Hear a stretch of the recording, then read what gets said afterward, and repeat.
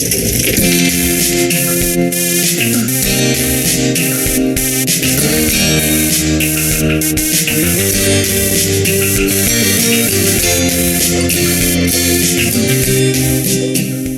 to this new tutorial in the fascinating world of kart racing. My name is Roman Teodor. Today we'll talk about foresight and brake modulation, something key and essential for going fast in karting. And how do they connect? We'll analyze why mastering this together makes a huge difference on the track. The interesting thing is not just looking far ahead on one side and braking well on the other. They are two separate things that aren't as useful alone. The real leap in quality comes when you understand how that visual information, the information captured before even reaching the corner, allows the driver to use the brake much more intelligently. Not only to stop the kart, but to dictate how we'll enter, how we'll turn, and how we'll exit that corner. Braking becomes a fine-tuned positioning tool. How does this work in the day-to-day life of kart racing? Let's start with foresight. What exactly is it in this context? Just looking far ahead? It's more than that. Much more.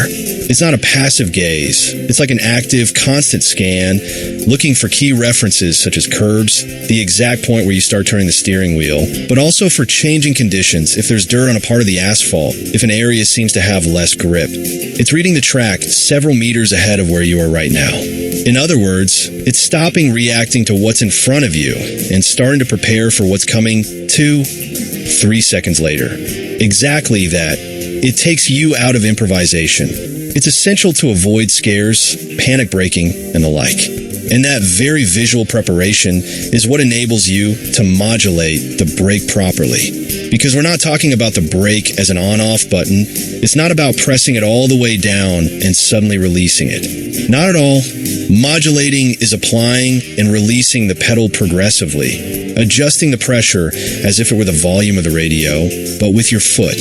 And how is this progressiveness applied? In another tutorial, I mentioned braking phases. Simplifying a bit, we can think of a stronger start, requiring deceleration and, crucially, transferring weight to the front axle so that the front wheels bite more, so they grip better as we begin to turn.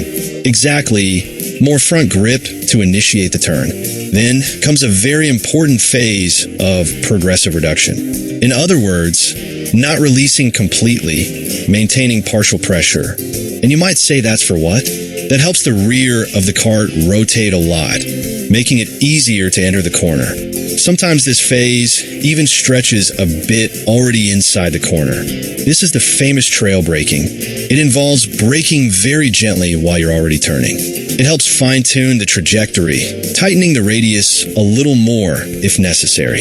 It's like using the brake to help steer the kart, not just to stop it. The final brake release is usually near the apex of the turn, or just beyond it. When you release the brake, but gently, the weight naturally shifts back. This prepares the kart for good traction on the exit, for precise acceleration, and for putting the power to the floor without skidding. Mastering this entire sequence from the strong start to the smooth release prevents wheel lockup, giving much finer front-end control and making the entire maneuver more fluid from the start. Without this, the kart quickly becomes unbalanced. It's clear. So, if vision gives us the information, it tells us, watch out, the turn is sharpening, or watch out for that spot. How does that translate into concrete and precise braking action? That's the connection I mentioned at the beginning. Vision is what informs how to modulate in each case. If the driver sees that the corner is tighter than it appeared, that visual information tells them they need to start braking a little earlier or perhaps lengthen that trail braking phase to help the car turn more.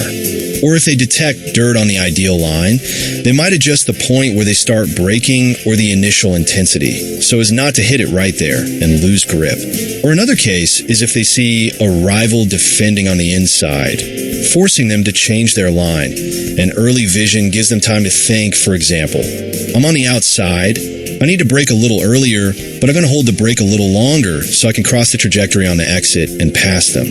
Vision tells them what adjustment to make, and modulation allows them to execute it with almost surgical precision. It's a constant dance between what they see and what they do with their foot. And conversely, what happens when one of these two elements fails? If they see well, but don't modulate, or if they modulate perfectly, but are looking a meter in front of the cart, mistakes are immediately apparent. Without good foresight, you're always trailing. Everything is reactive. Late braking, swerving, improvisation on the line, the cart arriving at the corner completely out of position. It's the classic recipe for understeer, the nose going wide, meaning the cart doesn't turn. Or for oversteer, the tail going wide out of control. You're constantly correcting.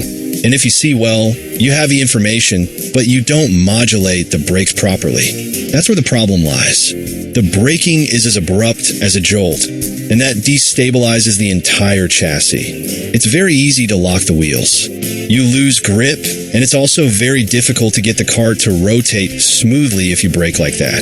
The result is almost always the same: losing time. You enter poorly, exit slowly, and on top of that, you're fighting with the steering wheel the whole time. It's crystal clear that the combination is much more than the sum of its parts. It's a synergy essential for performance. A clear vision that anticipates events prepares the ideal maneuver, and precise brake modulation executes it perfectly.